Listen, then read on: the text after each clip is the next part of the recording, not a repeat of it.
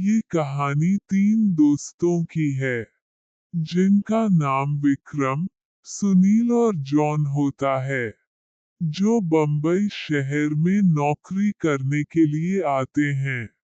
तीनों बचपन के दोस्त, कुछ कर दिखाने का सपना लिए इस भीड़ भाड़ वाली जगह में अपना मुकाम पाने के लिए दर दर भटकते हैं। उन्हें कोई भी रास्ता नजर नहीं आता। अपने छोटे से गांव में रहकर कॉलेज की पढ़ाई करने वाले सुनील और विक्रम ने कभी सोचा भी नहीं था कि सफलता पाने के लिए इतना दर्द झेलना पड़ता है। वहीं जॉन अपने पापा के बिजनेस में पहले से ही संघर्ष कर चुका था, जिस वजह से उसे इन सब चीजों की आदत सी हो गई थी। जॉन अच्छे से जानता था कि सफलता इतनी आसानी से नहीं मिलेगी, क्योंकि उसने अपने पापा को दिन रात मेहनत करते हुए देखा था। तभी तीनों को सुबह से भटकते भटकते शाम हो जाती है, लेकिन न कोई नौकरी और न ही कोई रहने का ठिकाना उनके हाथ लगता। तीनों मायूस होकर एक छोटे से होटल में खाना खाते हैं। दरअसल उनके पास कोई खास पैसे भी नहीं होते। वो तो सिर्फ अपनी एक दो दिन की व्यवस्था बनाकर निकले थे। उन्हें लगा था कि आते ही उनके साथ कोई चमत्कार होगा और उनको नौकरी मिल जाएगी। तीनों एक बिल्डिंग के पास पहुंच जाते हैं। कुछ देर बाद सभी बिल्डिंग के गेट के पास बैठ जाते हैं। एक दो घंटा बैठे हुए गुजर जाते हैं। तभी बिल्डिंग के चौकीदार की नजर उन पर पड़ती है और वह जोर की आवाज में उन्हें डांटते हुए कहता है, कौन हो तुम लोग, यहाँ क्यों बैठे हो?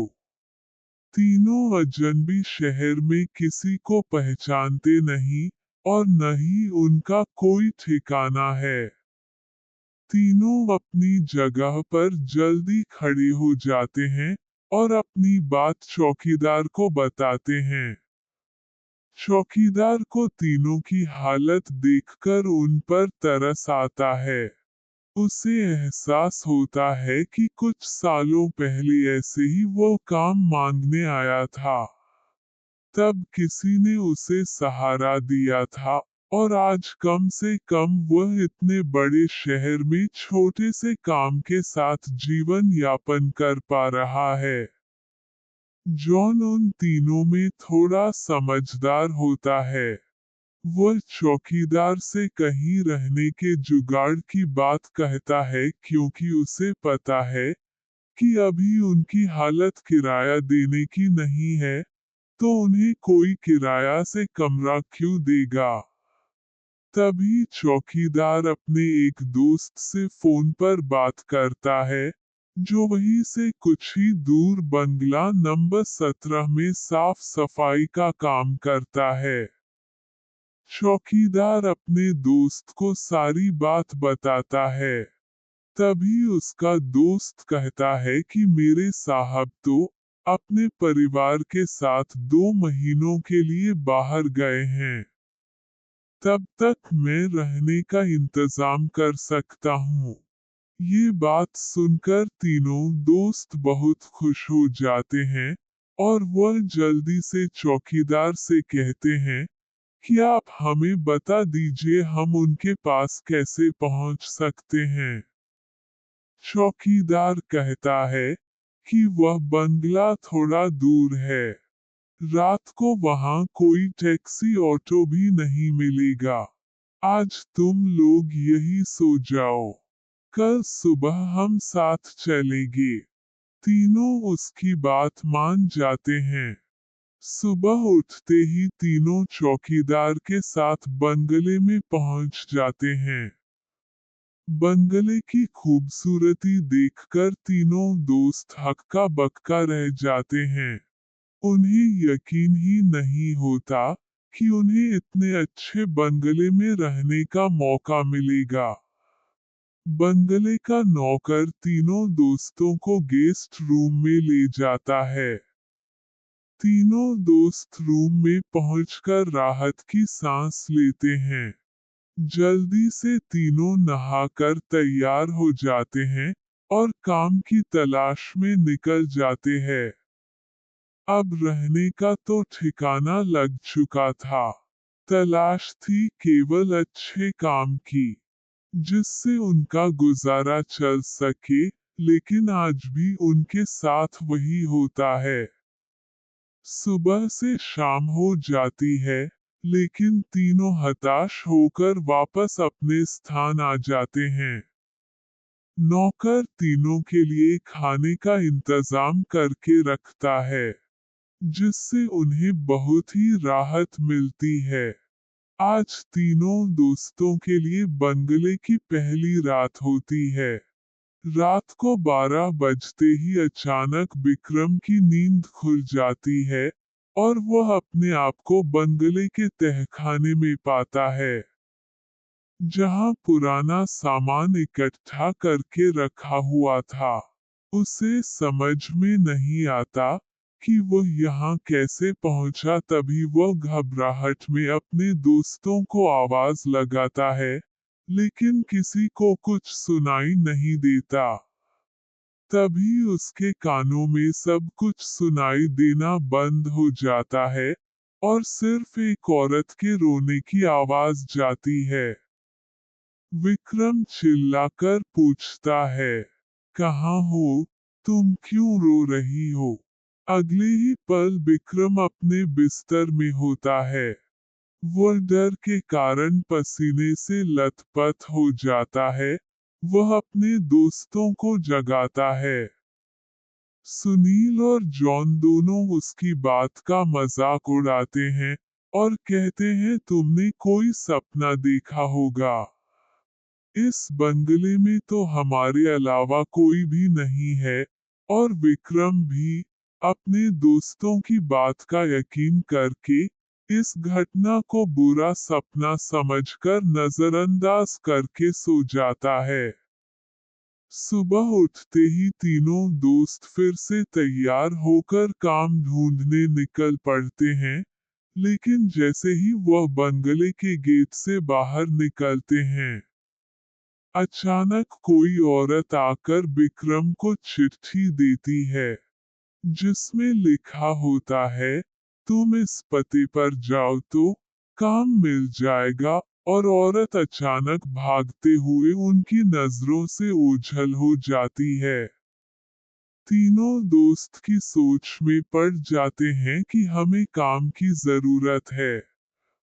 यह इस औरत को कैसे पता?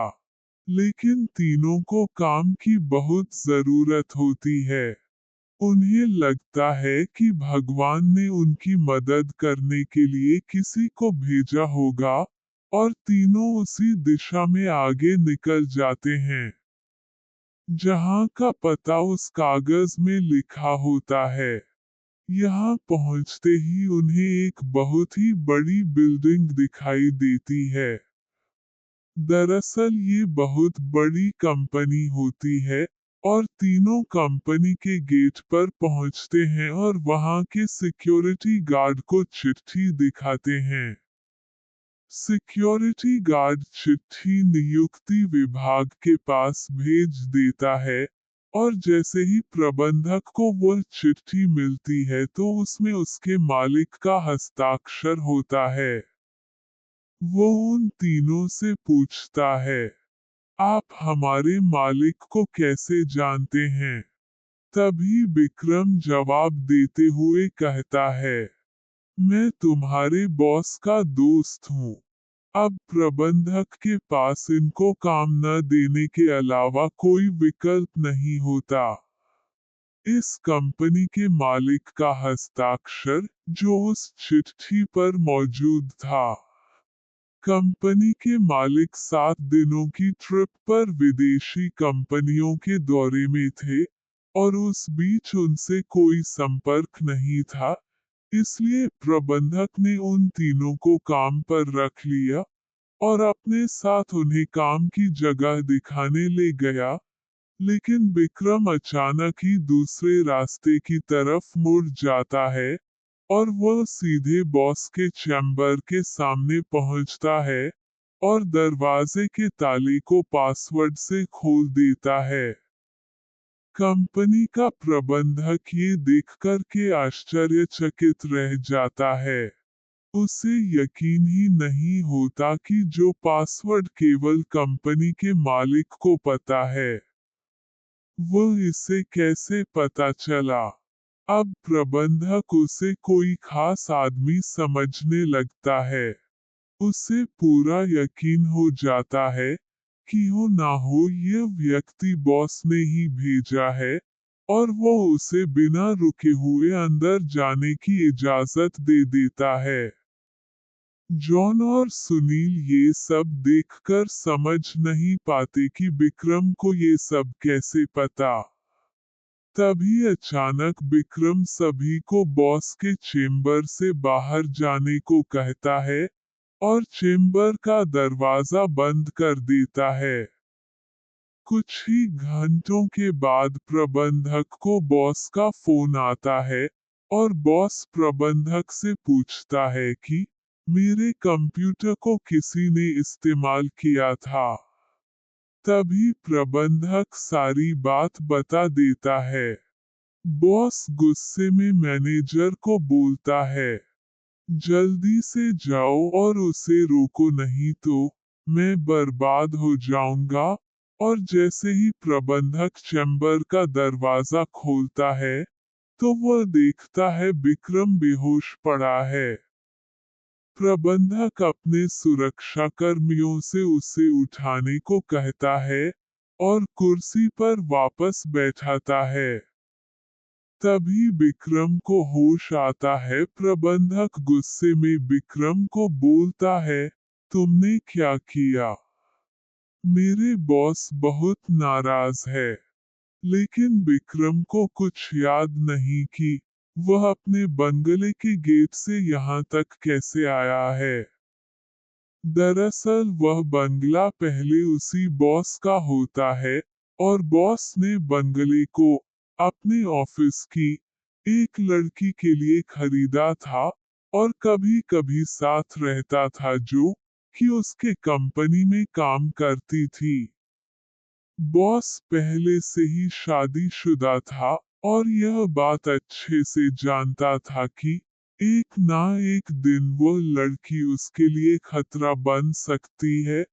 इसलिए वो उसकी निजी अश्लील वीडियो रिकॉर्ड कर लेता है और जब एक दिन लड़की को ये बात पता चलती है तो दोनों में खींचातानी करते हुए लड़की के सर में चोट लग जाती है और वह दम तोड़ देती है।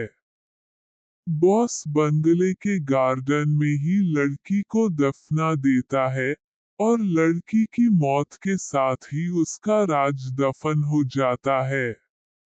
लेकिन जब उस बंगले में तीनों दोस्त हमें आते हैं तो विक्रम गार्डन में घूमते घूमते उस जगह पर अपना पैर रख देता है जहां उस लड़की को दफनाया गया था, जिस वजह से उस लड़की का सीधा संपर्क विक्रम से बन जाता है। वो विक्रम के अंदर प्रवेश कर जाती है और उसे काबू में करके अपना बदला लेने के लिए ऑफिस प्रवेश करती है और बॉस की काली करतूत को इंटरनेट में वायरल कर देती है। बॉस को विदेश से ही गिरफ्तार कर लिया जाता है। उसका काला चिट्ठा सबके सामने खुल जाता है और वह बेनकाब हो जाता है। उस लड़की ने मरने के बाद भी अपना बदला ले लिया था, अब शायद उसकी आत्मा को शांति मिल जाएगी। तीनों दोस्त उस बंगले को बुरा सपना समझकर भूल जाते हैं और इस दर्दनाक भूतिया कहानी का अंत हो जाते हैं।